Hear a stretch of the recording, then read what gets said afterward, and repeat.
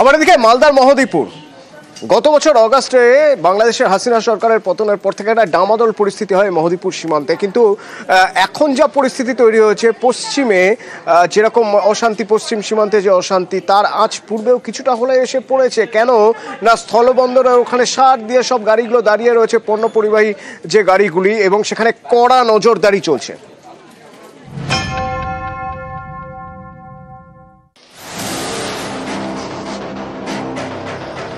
মালদার ইংরেজবাজার ব্লকের মধ্যে মহদীপুর সীমান্ত।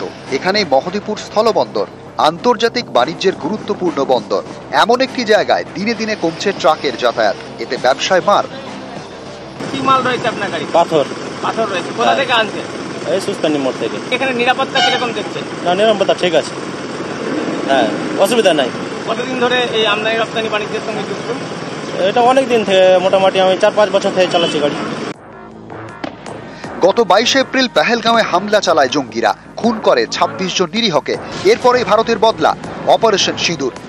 এর জেরে ভারতের পূর্ব সীমান্তে কড়াকড়ি। মালদার মহদীপুর স্থলবন্দরেও বিএসএফ এর সতর্ক নজর। প্রত্যেকটি পণ্যবাহী গাড়ির কাগজ খুঁটিয়ে পরীক্ষা, তারপরই মিলছে ছাড়।